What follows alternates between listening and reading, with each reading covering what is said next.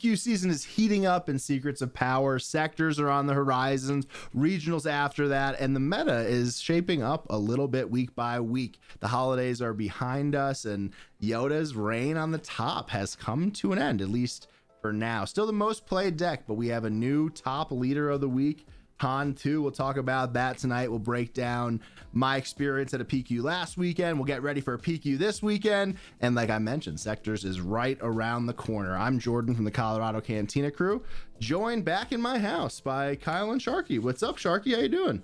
I'm doing fantastic. How are you guys? Yeah, good to be back. Happy to be back at the desk. So now I can't make any excuses about the podcast not being up to snuff. I'll have to find another thing to complain about. It's not just being remote and stuff. But yeah, it's good to be back. Love spending time with family, but also like to get back in the routine. From the vacation now. Yeah, exactly. Kyle, what's going on with you? Yeah, you guys don't have this problem, but I can't get the kids back to school fast enough. As one last middle finger to us parents, there was no school today on a Monday. I don't know why. So they all go back tomorrow. So I can't wait. Yeah. So like I said, a lot to talk about tonight. We have a PQ coming up this weekend in Pueblo, Colorado. I actually was looking at it this afternoon. 50 people signed up already. Cap 64. It's in the middle of nowhere. So I'm surprised and enthused by that. Had a PQ this past weekend in Branson, Missouri, continuing Jordan's curtailed world tour. So we'll see if we extend that a little bit to Mesa.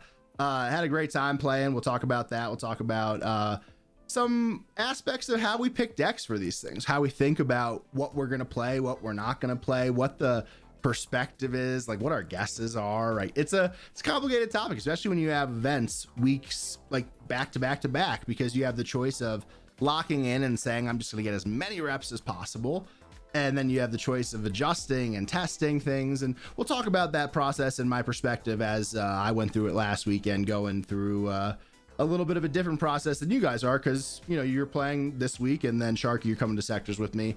Kyle, you're going to regional, so a little bit of a break there, but a lot of good stuff to talk about, some decks that popped off. But I guess meta wise, the first thing that we should really talk about, right, is that Yoda is no longer the top dog win wise, at least, right? Still very, very highly represented and still had some decent conversion, but we see Han 2 really taking the cake, right, Sharky? I think Han definitely won a few games. I don't want to say Yoda's not top dog. He still has the highest representation in any of the top 8s, right? Fair. So, I mean, being targeted in the top 8 by Han 2, sure, I'll give you that one. But don't count Yoda out just yet. He's still going to be around in big numbers. Oh, absolutely. I mean, we see that he had this week no wins. So the first week since I think week 2 of PQs, we'll check the data that he didn't have any wins. We see Han 2 ECL have 2 wins. Gar ECL have 2 wins. We also see Han 2 Colossus have a win. So some good stuff overall from the Han 2 perspective, at least, right, Kyle? Well, Han 2 Green specifically, I mean, it is fair to call out that Han 2 Blue, not so much, only 1 conversion. So it's from its play rate perspective, Han 2 Blue was about the same as it has been week over week. Mm-hmm. But from a conversion into top 8 perspective, kind of fell off the cliff. Even the one that made it, I think was in a draw situation, right? So, yeah, Han 2 Blue, a little worrisome as we get into what decks we're playing, these days, to have it not do so well this week. But we'll see where it goes. Things are cyclical, right? Well, yeah, I mean, I think what we could kind of clearly see this week with the data is that the rise of Han 2 ECL is basically in stark contrast to Yoda. This is a matchup that, as a Yoda player, you do not want to see. It's tough. It's challenging. They go very fast. They get ECL to kill your leader. It's hard to force an ECL early. If you go ground with your sentinels and they hammer space, it's going to be too late for you to catch up. All these different things. I guess we could go a little bit out of order because we're talking about it a little bit this week, but from a deck perspective conversation, I was between 2 decks last week. I was between playing Yoda and I was between playing Han 2 Blue Force. And one of the things that I was considering, Kyle, and we were talking about it, was that I really don't want to play in a meta as the top deck, aka Yoda, when I'm expecting Han 2 ECL to be like the fastest rising deck. I don't want to have that matchup over and over again. This weekend in round 1 of the PQ I played in, I played against Han 2 ECL and I won 2-0, which I was really happy about. So you had a good start. Obviously, you sit down first round against the matchup you don't want to see is never super enthusiastically reacted to, right? After that, I played a Yoda Data Vault against a great player, Derek, from the Central Spacers team. He actually played Makai, our teammate, on stream at Denver Sectors. He got top 8 at Denver Sectors. We drew, went to time, 1-1. Really good game. And then in round 3, I played another member of that team and played another Han 2 ECL. Right. So that's the thing where you're saying to yourself, was it the deck selection where I should have played Han 2 Blue? Or is it the conversation of saying, hey, you have good matchups, you have bad, and sometimes you can't pick which ones you get in the given order or the given day. And I'll pull up the 2 decks that I was thinking about and the ones I ended up playing. We'll go to Han 2 Blue Force first, and this is the Han version that I was going to play. 1 Force Lightning, some Marin in there, so it's a little bit of a mix of a build that Kyle Craft you put together, and then what some of the stuff that Alex Krez from Blue Milk is into. I've liked it all week long. I was traveling. I was on the road, obviously going to Branson, Missouri. So I didn't get as many games in as I would have liked with travel, long days. And that was kind of the deciding factor that led me to sticking with Yoda, because I had more reps in that area. But my thought process is that Han 2 Blue is a little bit more fairly positioned between Yoda and Han 2 ECL, as opposed to Yoda being such a bad matchup into Han 2 ECL and kind of a fair matchup into Han 2 Blue. So I thought that maybe that triangle could be a little bit interrupted by Han 2 Blue having kind of a lot of 50-50 matchups. Yeah, I would agree with you to say that I would prefer to be on Han 2 Blue Force over Yoda Data Vault if I'm trying to get after Han 2 ECL. But I still don't think it's a great matchup, right? If I really want to beat Han 2 ECL, and maybe we'll talk about that later, how to target it, I'd probably be looking at something Tarkin Town, see if we can bring that back. But, given your matchups that you ran into, I don't know that your results would have been a lot different. You probably wouldn't have gone to time, I would think, like you did in the mirror. But, I'm not sure you were necessarily wholly favored, in a meaningful way compared to the deck choice you made. No, I think what you ran into though was my nightmare, right? Was the playing mirrors, going to time. That for me, that would be the number one reason I wouldn't play mirrors and the anti-deck. I don't want to be doing that myself. Yeah. So I got the best combo, right? I got the mirror, which I like, I'm cool with, but going to time I don't like and I'm not cool with. They were great games. I enjoyed playing them. They were fun. I would have liked if they went a little bit quicker. Maybe that's something that I could look at. I'm a pretty quick player overall, but there were some moments where there were really complicated board states that I really had to cycle through. And that's something that I thought about just from like hey, self introspective, how do I get better? All these different things. The other aspect is that when you're looking at these decks and you're trying to figure out like what you're going to play, going to time, I guess, wasn't top of mind. Right. It wasn't one of the things that I was considering in the choice, and maybe I should have. I was talking to one of our viewers actually that popped up. He was playing Piett, and that was another great part of the weekend. I got to see our buddy Eekfoil, Phenom. I went to time versus Phenom as well. Copycat was there, Justin, who was the Han 2 Blue player from LXO. That's always great to see your friends, but we also saw like so many people that listen to the pod, and that always is amazing to see. I always appreciate it, and you got to hang out, get to know each other a little bit, which is super appreciated. But he was playing Piett, and he was kind of thinking the same thing about being able to target Yoda, go over the top of things. And we were joking about hey, if I just get my 8 drops, it's good. And the same thing with how I feel about Yoda and my build specifically into Han 2 ECL is that if I get my right arena sentinels early and get a You're My Only Hope, I like my odds. And that's what happened in round 1, right? I got it in both games, in game 1 into home 1 and game 2 into Luke.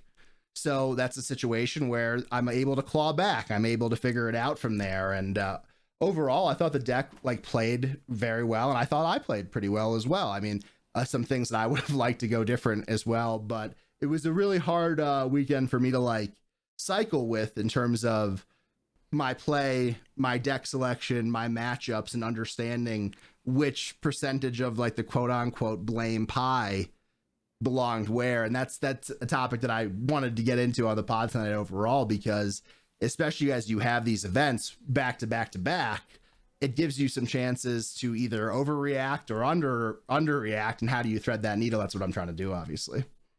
Yeah, it's a tough one. I think at the very least, your experience and the data that we looked at are kind of backing up that right now Yoda is the targeted deck, and the decks that are targeting Yoda, in particular Han 2 ECL, but also Gar ECL comes in doing the same thing. Sure. Those are the ones that are winning right now, at least this last weekend. Now, will they continue? I don't know if the meta is going to go do a flip and try to be what targets Han ECL from there or not yet. Like, that's what we're going to talk about and how we're going to try to figure that out. But it's pretty clear that Yoda was the bad guy targeted this weekend, I think, and your experience and the data both back that up. Yeah, absolutely. Kyle, any notes there? Yeah, I think the other thing we said this in our Discord, but sometimes you have to accept the fact that it's just not your day, right? You could do everything right. You could play well. You need to look back at your play. You need to evaluate any mistakes made, learn from them, that sort of thing. But, the example I had was back in the set 3 PQ. I was on Kira. The matchup I didn't want to see was hard control. And I ran into Palp Blue, and then Bosk Blue. There was only 5 of them in the whole field, and I hit 3 of them in a row. Like, it's just not your day, right? Yeah. So, it's funny. As far as blame pie goes, some of this stuff you got to throw out. I got 9th. Yeah. The funniest thing is I walk out and I see Kyle playing a pre-Vizsla deck. Do you remember this, Kyle? And I do. You were so dejected that in one of the last rounds, you asked your opponent to switch decks, which is totally illegal. It didn't matter. But I walked out. I was like, what's going on here? And I was, that's the kind of day it was. But, at the end of the day, it is important to look at those things. So let's dive into the rest of the meta, and then we could bounce around to this sort of blame pie conversation, because I do like trying to figure out a way to push blame off myself, right? Obviously, as we go through the meta a little bit. This was with the bracket and Branson ended up look like copycat on Han 2. Data Vault ended up taking it. We did see the Trevor Burge take it down on the the finalists, for the non-force version that Kyle's not the biggest fan of. I don't like it as much as the force build either, I don't think, but it does feel a little bit more aggressive than the force build. Yeah, there's just a lot of things that the force build does that I just don't want to be without. Kiati is a busted card. Yeah. There's some interaction that you can hit with space with like Mace and these sort of things that I find comfort in. I wouldn't hard say which one is better than the other. I mean, the results say they're very similarly positioned over the last few weeks, because they're not terribly different decks. To me, it's more of a comfort thing, a playstyle choice thing. I would encourage you, if you are looking to play Han Blue, to play both, right? Take some reps on both and find the one that fits your playstyle. This isn't a better or worse situation. Totally. And there's actually a new game in town, right? And that is the Han 2 35 that we could pull up here. And that is a little bit wacky, right? It's not exactly what you're looking for as you're going through all these, but it's taking card advantage from a different perspective, I guess. It's like, I guess when you look at 35 builds, you assume that there's going to be a ton of card draw, but instead he's just trying to discard to even, which I think is interesting. It's an awesome idea. Yeah, and it's pretty like outside of the having nine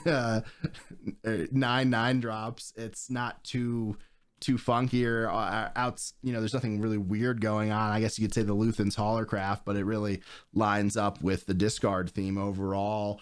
But yeah, Han 2's here to stay, man. I mean, I'm gonna have a lot of reflection about what cheating resources looks like after he's gone, because you look at it in every different format, whether it's ECL 35, Force 30, you can make an argument for it, and I think that's the sign where it's just such a good leader. Yeah, I mean, Colossus is never my thing. It's just I find it way too dangerous to just start with a brick hand. But Han 2 does help offset that, right? Because all your 3 drops are also turn 1 plays, so you're lowering the chances of you just having no turn 1 play. But it's a little dangerous, right? So it's never worked well for me. Mm-hmm. So as we go back over to the meta share and check things out a bit, One thing that I'd say is that Piett has kind of been like Mr. Reliable week after week, and which is funny because nothing about his deck is overly reliable, right? It's basically the did I draw my eights game, which is a fun game from time to time, I guess, but it's still there. It's still plugging away. It's still super powerful. It's still pretty oppressive as we pull up some of the matchups from just the meta. Piett is not a style deck I would want to play because you have two kinds of matchups, ones that you blow them out and ones that you just get smoked on, and I'm not sure I would handle that very well mentally after a couple rounds. Yeah, I mean, like right now it's getting killed to Han 1 green 16-40. This is throughout the whole season, not this past week. Then you have Kira Datavault 12-27, Sabine 5-8, and Gar 9-25. And after that, you don't really have anything too terrible. You know what I mean? Everything is kind of shades of green or otherwise, but really strong deck. It's beating Anakin. It's beating Yoda. Anakin's less important now. It's beating Han 2 ECL. It's 50-50ing with it, which is kind of surprising seeing how like bad it is in Sabine. I guess this deck is just too, it's not fast enough to take advantage of it, Kyle, or what's going on there, you think? I would have thought Han 2 ECL would be favored. I've personally been playing the Han 2 ECL deck a bit just to, get a feel for it in case I decide to play it or go the other way. And I've been taking apart Piett. I would think it would be advantaged into that matchup, especially if you can hit a Cham. So that data actually surprises me. I don't think I can make an argument for why that's the case. I would say with more data, I expect that to change a little. Well, I got a couple because like what Piett can actually just do is ignore the ground completely, which takes away two of your biggest things, which is ECL Poe and ECL Wrecker. So that doesn't necessarily well, I guess the data shows it does even out the matchup, but that's my guess as to what's happening. Is that the smart Piett players are like, all right, I'm just not going to deploy Piett and keep playing big triangles. Like, you can either win the race or you're going to get behind because I ramped and it didn't matter. Yeah, it could be the Piett players. I find that a lot of the time you're holding ECL Poe specifically to kill Piett, right? Yeah. Which is going to prevent that triangle from coming out a turn earlier because you only get the 2 discount when he's alive. Or sometimes you end up having an ECL the Gonk droid right away, but you don't always need the 2. Like sometimes they can just get away with being 1 ahead of the curve, especially if they ramp. So like, I think that's what evens the matchup out. Mm-hmm. One thing that really stood out to me this weekend about Han 2 ECL specifically is that I think with the data that we're seeing this week, it's kind of the standard, I just picked up this deck week for a deck, and we're seeing the data not being super reliable. Like inside of looking at this Yoda spread right here, this is just for week 5, this past weekend, we're seeing that Yoda is actually 15-16 into Han 2 ECL, and all of the testing that we've done internally and talking to other very sharp people who are also playing Yoda don't feel that way. Can that be sorted by top 8 matchups? Because I'm wondering if the data matches that. I'm not sure if it can be, but if you guys talk about it, I can mess around. Yeah, my thought there is that Yoda can get through it in the Swiss rounds, but when it comes to the top 8s, by the time you get there, I think that those players have been playing Han ECL for long enough that it becomes a little tougher for Yoda. I'm not saying it's impossible. I mean, you showed you can beat him, but I think it starts to skew more Han in the top 8s, especially based on the brackets that I got a chance to look at. I mean, no matter the matchup, we're talking SWU. Any deck can beat any deck under the right circumstances. Just how far into the percentage are we talking? Yeah. And so with a small data set like this, we're talking about, 31 matches overall. So it's, not a huge split, but I found it to be, and the data prior to this week was more in like the 20 to 35% win rate tournament wise. Internally, I've been able to get it to like the 45 area. You're talking about Yoda into Han? Yeah. Okay. But it doesn't feel awesome. So that's something that I'm thinking about as we try to figure out what decks we're playing next week. Well, that one specifically is, I mean, you've optimized a little bit, and there's also breakpoints that people have learned, right? Like you're putting in Loth Wolf, you've got early Sentinels that weren't in the original Yoda builds. one thing to learn as a Yoda player is when it's okay to ramp and when not, knowing that more and more people are main decking Cham. You probably don't ramp on turn 2 like you might have previously. You might save that kind of in a middle tier or Dirtle to try to get away from a Cham, that sort of thing. So I think there's percentage points that you're earning against the Han just knowing the matchup that perhaps was a little harder when it first became a thing. Yeah, and one thing about this Han 2 deck, and we're talking about Han a lot because it's so popular right now and it's doing so well, is that there really isn't like a solidified 60 that people are running. There's a lot of variety, especially with the space units, whether you're playing red 5, no red 5, heroic arc, no heroic arc. Everyone's basically playing Poe and Sabine's masterpiece. Some people are playing the Phoenix Squadron A-Wing, some people are playing the red A-Wing. A lot of variance there, and a couple things that I saw this weekend that were really cool was in the Han 2 that I lost to. He was playing the Corellian Hounds as well as the Crucible. So some spice in there overall. And I think that's kind of interesting. You're not necessarily knowing what to expect. In one of our games, I drew 2 Loath Wolves that I could play on turn 2 and resource 2 and 3 as and I mulliganed as well because I was trying to make sure I could have a balance hand, and he just went heavy space and I had no answer, and then Crucible came down and it was pretty hard to deal with. Anakin, going back over, I could pull up my Yoda list, but I added Anakin. I saw a couple lists coming around. I think that Wu has been testing it or was testing it, and I saw some lists coming around in Karabas, so I gave it a try. Personally, I've really been liking Rex and the Loath Wolf, like Kyle mentioned. Also running Moral Authority for some tempo in those areas, especially whether you're playing blue-green villain, you can capture a super laser tech. I've also really liked it versus Han 2 blue to capture an Ogdo or something along those lines. Just some flexibility. From the other side, it feels like Rex is far more impactful to me than Anakin, but at least with Yoda. Just because an extra Sentinel will throw out there that's a giant freaking Sentinel. Yeah. I mean, I will say that so far, I think that Rex has been a little bit better because it is so big, but Anakin's been good too. The thing that I have been running into is that a lot of times, especially as the game gets later, you're just like, I would rather play Luke, and you have them you have them both in your hand. You're holding on. I guess that's a luxury as well to have both of them and have some different options. To talk about. But as we go back over to the matchups here. I think another leader that we really need to talk about here is Gar, and he really had a standout weekend. It's being played in a couple different ways. It's really aggressive. The units are hardy and they're hard to kill. Here's one of the lists that we could talk about here. Emergency powers, Axe Wolves, not leaning as hard into the emergency powers and Axe Wolves combo as like you would originally guess.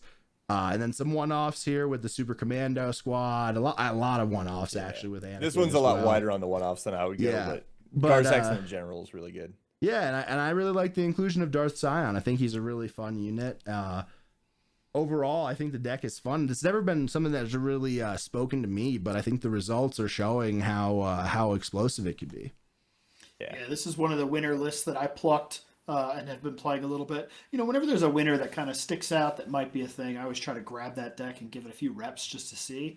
A couple of things stuck out to me was the fleet. Is he a fleet admiral? The guy in the top right draws you an extra card. Yeah, with Yoda running around, that can punish that extra card draw, give you some card draw. I thought that was pretty neat. Might squeeze that into other decks. To your point, the Scion is kind of cool because with the Gar ability, he gets buffed up with just a little bit more. And then I did like Rook a little bit. It's kind of just, hey, when you didn't draw your Vader, it's just another good ECL. I need to get something out of the way, unit. So it's not wholly different than the Gar ECLs we were running right at the start of the set. Gar ECL to me is, in certain matchups, it's very, very good. But it also has some matchups where I just get rolled, so it feels more polarizing than I like, but I do enjoy playing it. Mm-hmm. I really like the Super Commando Squad here. I think I'd be running like 2 or 3 of those, maybe 2 in the main, 1 on the side. I think in Gar, it's just an awesome card, especially when you could like pop the shield and then upgrade it with something else. I think that's an always fun thing to do. Another inclusion that I saw in the other Gar list that did well last weekend was Dark Nihilus, which I thought was cool too. Yeah. Really another solid ECL target, good pinging ability. And I think, these shielded units are really, really hardy. And when you're talking about like this unit-based combat stuff, it can be hard. And a lot of these units, especially as we get higher up the curve, like don't die to the minus effects. Like they're not 3 HP, they're 4 HP or higher. The client sitting there at 5. You have some sizable stuff there, especially as you're upgrading and getting a little bit bigger. Yeah, I'll give you one correction though. Nihilus costs 7. You can't ECL him. Oh, you're right. Now, if you can timely, and yeah, that's on 8. But ambush still, target either way. And then still a very good ambusher. Another deck that popped up was Sabe Red. This won the Pasadena PQ, one of the bigger ones of the weekend. Really fast, really aggressive. I mean, really heavy on the 1-drop package here. I would imagine you're basically guaranteed, or you're aiming to be guaranteed to get the Sanctioner Shuttle capture every game. Yeah, this deck, I'd actually show you, I have a pile behind me of going, there has to be a Tarkin Town deck that works, right? So whether it's Quinlan or Sabe or Padme, it doesn't matter. You're kind of trying to do very similar things. Or Cad, right? But the thing I like about the heroism side is specifically that early Sanctioner Shuttle, potentially with Faith in Your Friends, right? So what you're trying to do with Tarkin Town is get the early advantage. And with this deck, you have ways to grab 2 things immediately if you get lucky, right? So A, you're going to Tarkin Town's a threat, but B, you're going to go like double 1-drop into Shuttle or Faith in Your Friends into Shuttle. So it may be that turn 1, you're able to ping Tarkin Town, and turn 2, they play something and you Sanctioner Shuttle it. And now they've lost 2 turns and you're 3 wide on the board. In those situations, this deck is incredibly powerful. And, if you're looking to punish Han too when he's damaging his own units, Tarkin Town's always been a good way to do it. Mm-hmm. Yep, I agree. I like to look at this one too. The one thing I would say here is that if you're angling towards a Tarkin Town activation, the Faith in Your Friend start could be kind of clunky there, or you're going to end up getting attacked into on 1 probably, and sacrificing 1 to turn on Tarkin Town, or are you saving it for later, you think? Well, with Faith in Your Friends, you're disclosing, right? So hopefully you are getting that ping and killing that first unit. That's Padme, brother. Oh, that is Padme. Yeah, that's Natalie Portman, not Keira Knightley. I think the real plan for this one isn't Faith in Your Friends. It's A-Wing into Cartel Turncoat, then Boshek. Like, that's really, or Shuttle, either one. But you want to refill the hand if that's probably the ideal start. That doesn't mean that the other ones don't work. Yeah, I'm guessing that's the ideal start they want here. It just depends, initiative or not, right? You're going to have a different plan. Yeah. But you do have a ton of 1-drops here, and then I guess with Leia, it's another quasi 1-drop if you wanted to use her ability in that way. So fun deck. I'll be putting it for a spin. I mean, I do question if it's better than Sabe Yellow. It might be. I think the Tarkin Town versus cunning the card conversation is pretty interesting. Great results though. Really big PQ. I think it was the biggest PQ of the weekend, or at least the biggest in the US. But yeah, I mean, overall, the deck seems really fun. You have some ground stuff going on with Kira. You have the Han ambush. It does seem like if anybody ever decides to put bombing run back in the deck, this is just going to get creamed. But some fun stuff here. And I think that Sabe is underrated. I think, like we talked about last week, that we're going to see a leader like her really just get better as we get past rotation. And week by week, she's been popping off with some results, whether it's Spanish Alex a couple weeks ago on Cunning in New Jersey getting top 8, and then we're seeing this kind of spike up as well. Yep. Yeah, I think these are all different for that ways showcase for a reason. Yeah. So, anything else you guys want to talk about in terms of the matchups? That we could go back to our weekly check-in in terms of Data Vault rankings, but I think this is going to be our first down week on the Data Vault, right? Because we're seeing Colossus pop up, we're seeing ECL kind of go everywhere. Here's the spread of all the PQs that happened this past weekend from Sweet Competitive Hub. Like I said here, we see the Sabe deck pop up at 114 people. Some smaller tournaments as well. We see this 24-person store showdown, seeing the first Padme getting some love after we saw some pop up with, I think it was a yellow build, green yellow, which is pretty cool.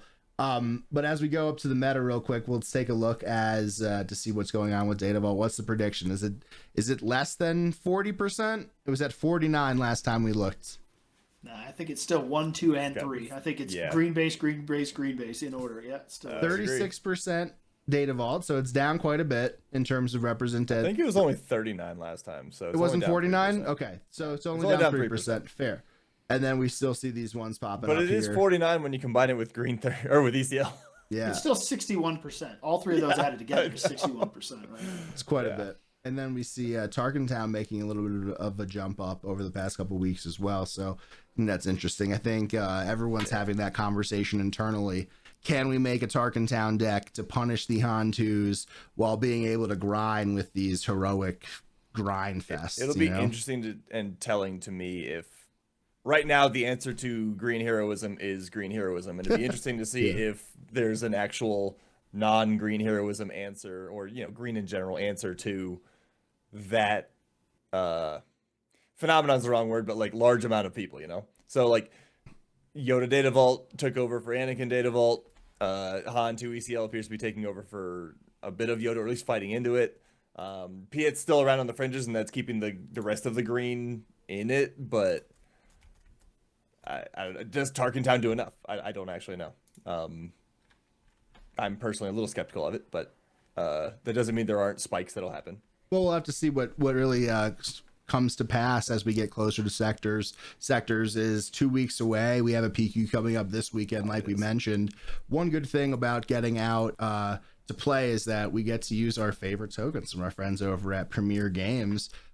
We have our own custom initiative token or hand token, whatever strikes your fancy. Got to use that. Got tons of compliments over the weekend. So really love that. You go over to their store and you'll see they just dropped their new streamer set, which we actually helped design, making them pop in a more modest form factor. So you can check those out and use Colorado Cantina Crew in the checkout to save 10%. We're really excited to use these new tokens. We've been talking to the teammate, awesome. getting everywhere. We're gonna be taking it by storm as we get through. We'll probably do some giveaways as we get to Sectors, give you a chance to win one of these, as well as some great stuff from Premier Games. And I can't wait for the credit tokens. I'm pumped because I feel like we're gonna have like a stash of like 6 of them. Have a little mini game to see who could get the most credits going. So I'm pumped about that as we get ready. Are we allowed to talk about what they look like? I guess probably not yet. Well, they're actually on the website, so we could do a little screen share on the fly here and do a little demo. But yeah, you should totally. I was looking earlier because one of our teammates wanted to buy a new set, and here they are, the streamer set that we helped design. Very, very vibrant colors here, because one of the issues with stream tokens generally is that they're so big, they take up so much space on the card. So we tried to find a balance as we were working with Marshall here to make just everything really legible and really easy to see. So we see like these really strong colored backgrounds for both the initiative, the experience tokens and the damage counters. And one thing that I could say and attest to is that when you buy these sets, you have everything you need and enough. In this set, you have enough for 2 players to play everything you could possibly need. They're all jam-packed here. They come in this. They fit in the deck box. The main area of it does, so you can use them for Premier play as well. Can't say enough how excited we are to use them as we get more streams going here, and also just in-person play. Yeah, absolutely. And sorry, I meant the credit tokens. They're not out yet. We can't leak those. That would be inappropriate. Okay. You get that's why I was asking. But these are here. We'll as soon as we get news on the credit tokens, we'll let you guys know, and we'll make sure we get you guys a first look, because they're like just like the Force tokens, like they're gonna sell out, and we'll make sure we get them in your guys' hands. So, like we said, we have the PQ coming up this weekend, as well as Sectors the following weekend. We've kind of talked about the decks that I'm considering, whether it's Yoda, Han2 Blue. Like I said, I've been playing a lot of Sabine this set, right? Like I wasn't preparing with it for this past PQ, so a week or so in rust overall. Kyle, you mentioned that you were playing some Han2 Blue. Anything else on your mind that you want to talk about? Yeah, I feel like I'm having a head-heart discussion with myself, right? My head says I should play Han2 ECL. It's very well positioned into a lot of top meta decks. It's something I'm comfortable with playing. I just don't like the deck, right? And I have a hard time taking a deck I just don't enjoy playing. Same goes for Yoda. So I can tell you now I'm not playing Yoda. But so what does my heart tell me to play? It tells me to play Han Blue. That's been my baby for a while. I mean, I've had results. I've gotten a 2 top 8s in PQs with it, did well with it at Worlds. I know how to play it inside out, upside down. Mm-hmm. The problem is if you look at the results, It hasn't been doing great lately, and that's got me a little bit worried. So that leaves me with the curveball. Go to a Tarkin Town deck, right? And there are some good options there, and I have been playing a lot of that lately. So I would say if I had to rank order them, it's probably Han Blue because that's my comfort zone. And then behind that is Han 2 ECL or a Tarkin Town deck of some variety. I'm still partial to Quinlan. So, those are the three that I'm kicking around at the moment. Yeah, because I assume you just picked up Sabe yesterday after seeing the results and have been taking the first spin there. We played a lot of Quinlan. I was thinking about that as I was on my extremely long drive across the country. I have a lot of time to ponder your existence in this ever expanding universe, So as you're thinking about it, I was thinking about that Tarkin Town concept. Like, is Quinlan possible? Is Han 1 Tarkin Town possible? Is any of these perspectives possible that could grind enough? And I'm not sure if they are. I'm excited to give Sabe a try.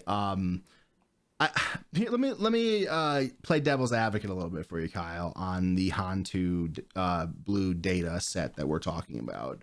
On one end, we all, the three, me and you, Alex Krez is really into it. We all talk, we all go back and forth about these things. And as we're testing, we see that they're good here. Like we figure out and we see Han 2 blue really has game into Yoda and can grind, and crate could be an issue if you don't have the right removal. And as you're getting the right lines into Han 2 ECL, it's possible, right? So our theory is that it should be kind of fair overall.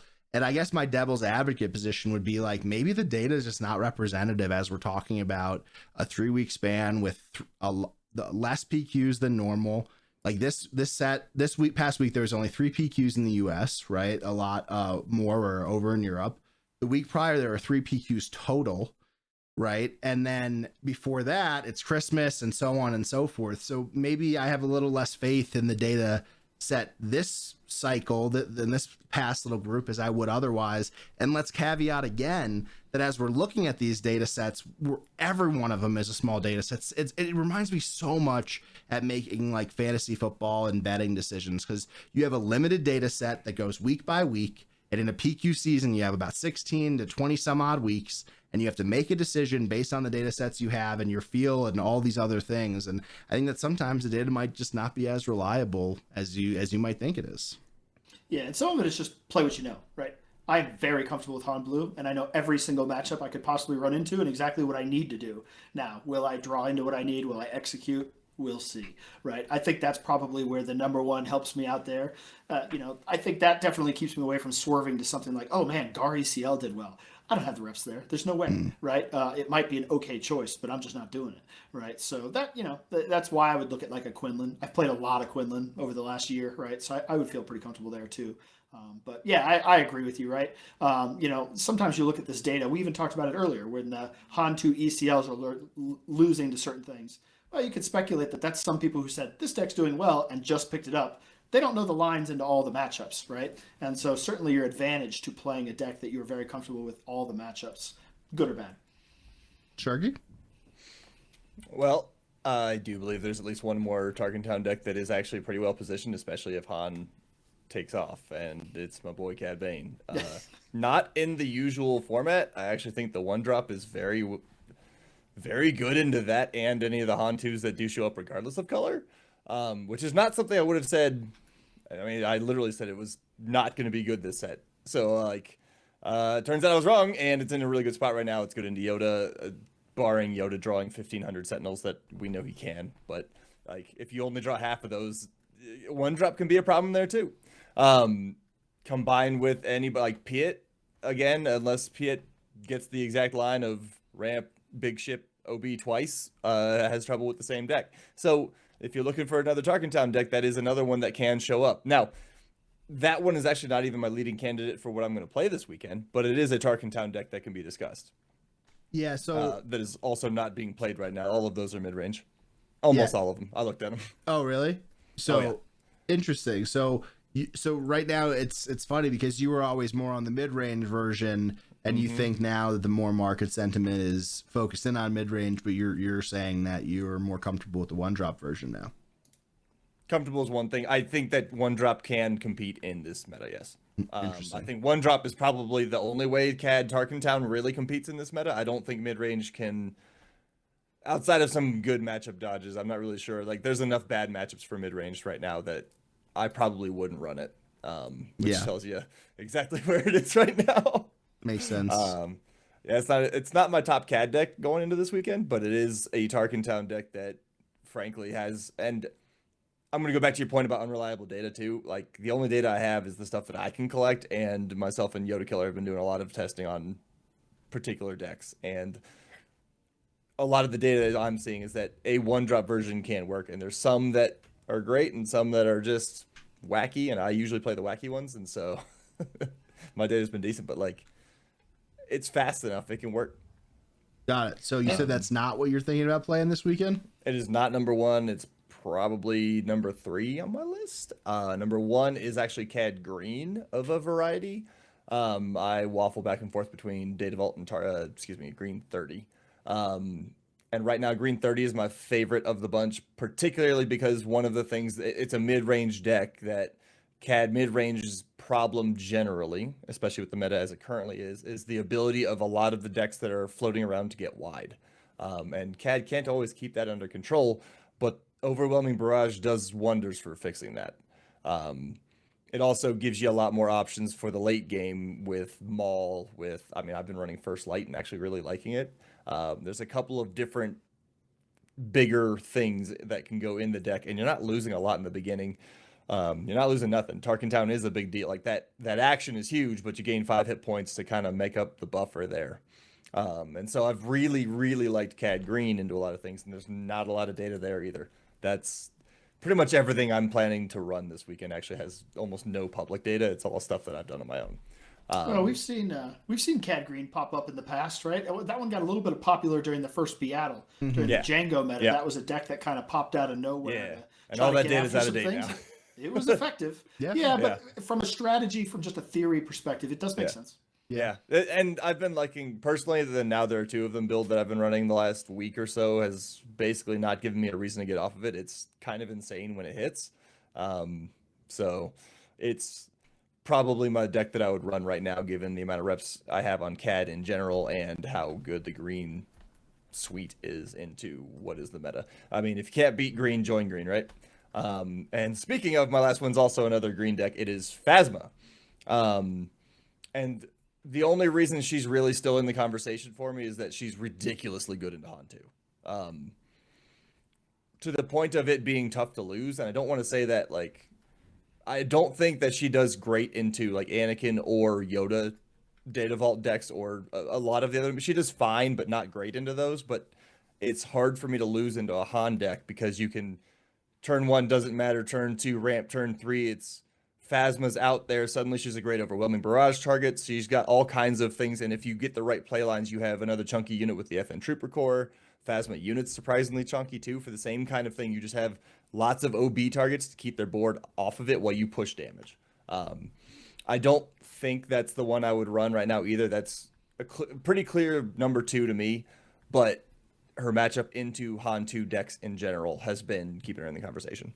And I mean, this is the type of deck similarly to Cad Green where you can't trust the data. There is no data. There's nothing it's you, the data that you gather. And that's something that I've been thinking about as well. Like, we all keep pretty good notes. Sharkey, I know you take a lot of notes as we're play testing, and I have my spreadsheets that I track all of my game situations where I'm tracking initiative, my turn 1 play. Maybe that's something that we'll talk about templatizing and getting out to people, because I think it is important. It's a good idea to understand, like, and also the type of matchups you're doing. Like, you know, if you're playing on Carabast, like, or these other platforms, like, I don't want to hear about it, right? Like, when we're talking about playing against your teammates, it's another thing, right? So that's a conversation to go through. Dedicated practice is always better than randoms that you don't know, because while they may be playing a deck that's similar, it may not be the exact Yoda Data Vault you're expecting. Maybe this one has a variant on it and it just doesn't work for that experiment. Maybe the player's not as experienced with it. I think the more you can control the variables, the more likely the data is to be accurate to what you're trying to do.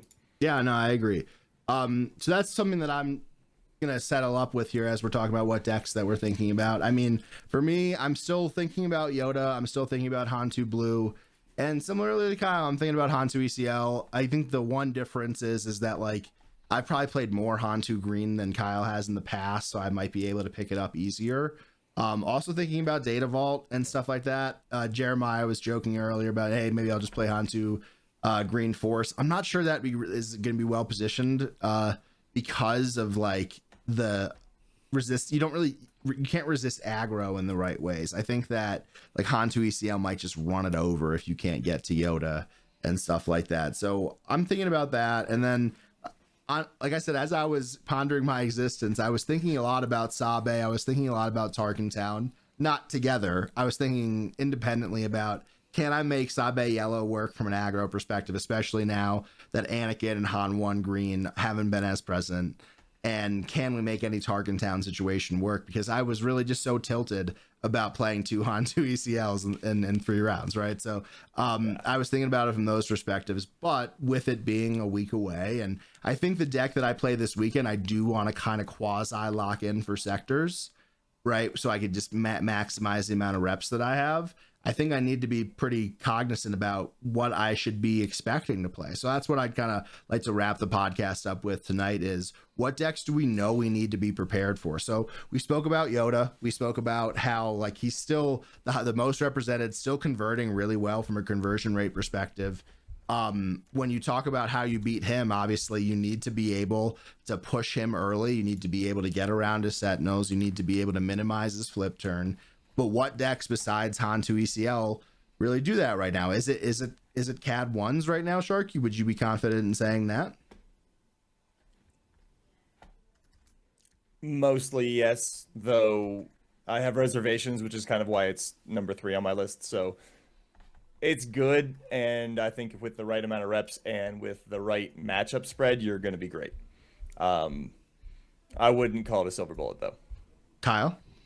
Yeah, I wouldn't say you're trying to target Hantu ECL. I think the meta is diverse enough. It goes back to your original statement. You just need to have a plan into the top meta contenders, right? You need to have a plan for Hantu ECL. I don't think you necessarily target it because you also need to have a plan for Yoda and Piett. I think Piett's the other one we need to make sure that we talk about as having a plan for, because he will be there, and I think he will convert. And if you want top 8, honestly, Piett may not just be a bad thing to pick up and play. I don't know that you have as big of a chance of winning, but if you just need 15 points, Piett might just get you there by picking the deck up and saying, can you stop triangles? Mm-hmm. And that's a deck similarly to Yoda that's been around all season long that we've mentioned.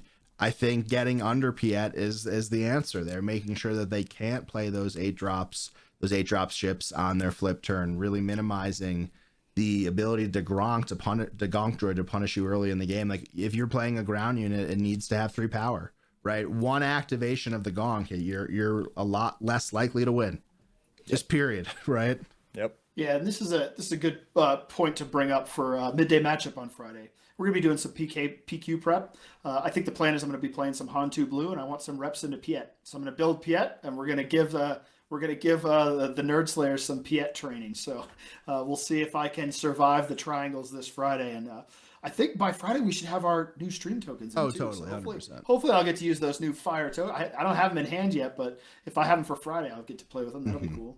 From the Yoda perspective, one more also. But well, I mean, one more deck from the meta that you should be concerned with, even if it's not blowing everybody out of the water right now, is Han 1 green.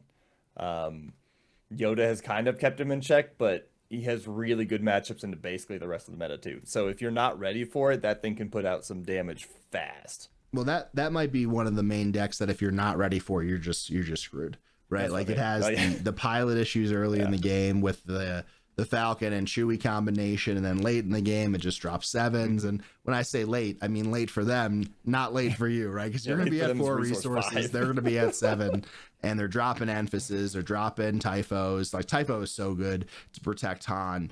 One thing about the Piett matchup from the Yoda perspective, I found that it's not the best matchup, but I think it's a lot more winnable than Han2 ECL. And the one of the main things that I found is that you really need to apply pressure early, and you need to be able to kill that Gonk droid. I think Battlefield Marine, and that's part of why I'm playing Lothwolf as well. Right, it's there. You need to attack into it. It has 3 power, and it's there to do stuff.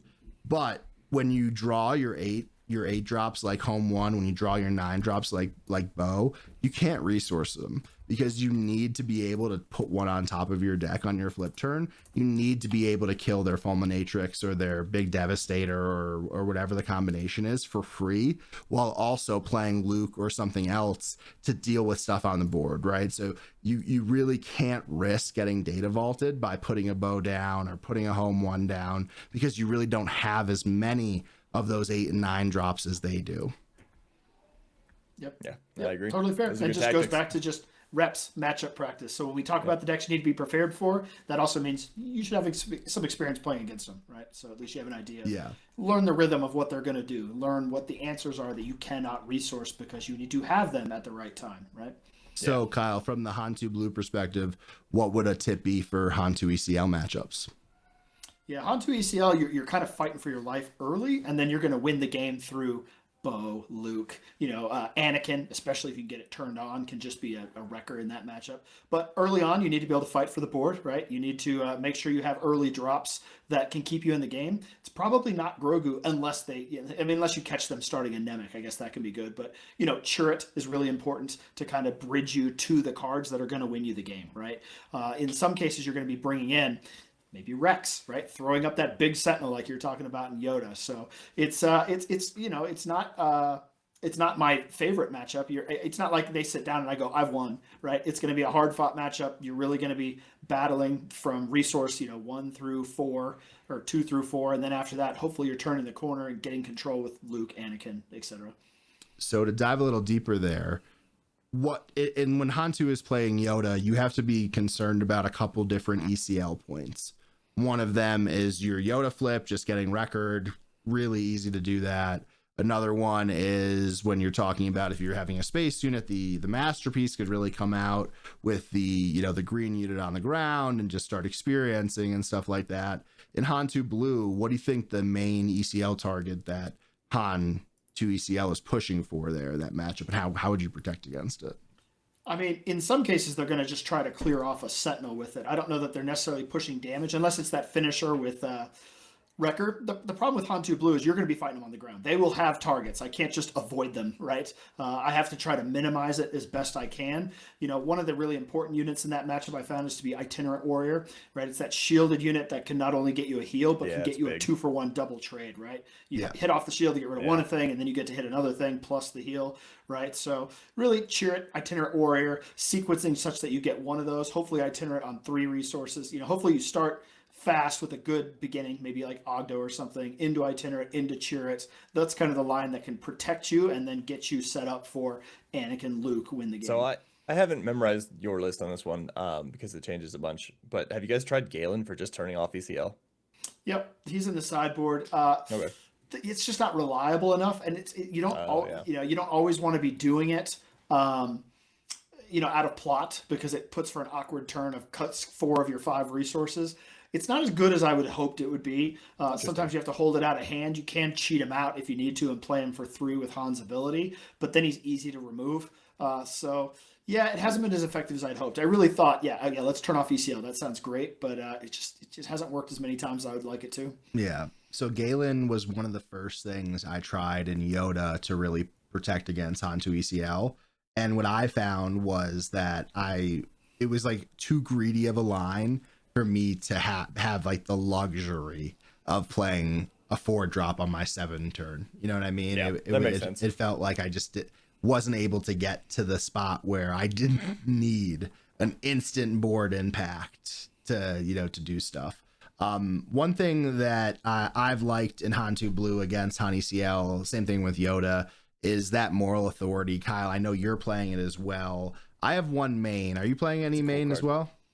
I am. The other thing that I've done a lot with this deck is I end up entrenching my own stuff. Yeah. You end up you entrench your own Chirrut. That's usually a monster, right? But even entrenching your early units like a Yaddle, just to sit there and trade and restore, you're just using it as a hammer to kill their stuff. You don't end up using it to prevent them from getting you. You use it more to get after them. Obviously, Marin can also be very good if they're going wide or playing multiple things. You just start throwing cards out of your hand, right? It's fine. Kill something with Marin, throw another one, kill something with Marin, right? Yeah. Yeah, I think an entrenched Grogu is a real pain in the butt also. right? I think that, Oh, he's so whether you're annoying. pinging or swinging, it's a 4/9, or being able to ping all every turn. There's almost like an infinite amount of ping you could do just moving around and healing every turn. But yeah, definitely a deck that you're going to have to be looking at. It's being underrepresented in terms of how I think it should be. Maybe that adjusts this week as we get some more reliable data here and there.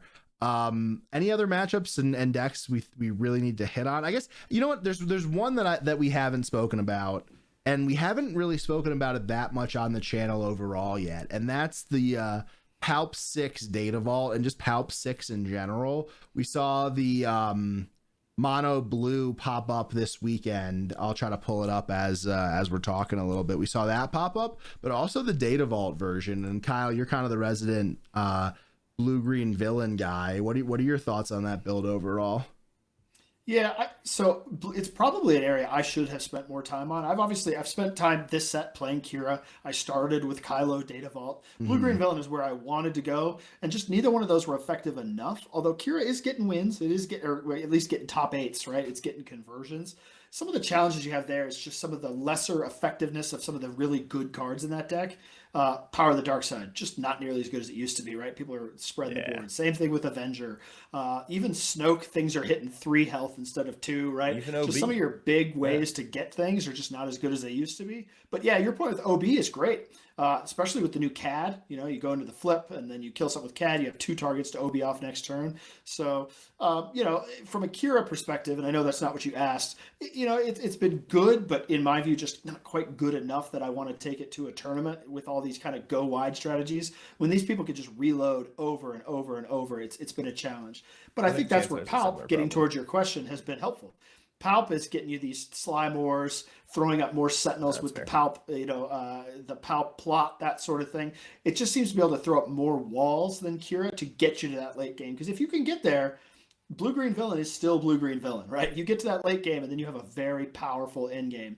It's just the challenge of getting there has been difficult with Kylo and Kira, at least at a consistent basis. Whereas this Palp deck, I feel like, just maybe has a few more tools to do that, or ways to cycle into those tools with Palp's ability to get those slime wars happening, throwing up the Sentinel plot guy, that sort of thing.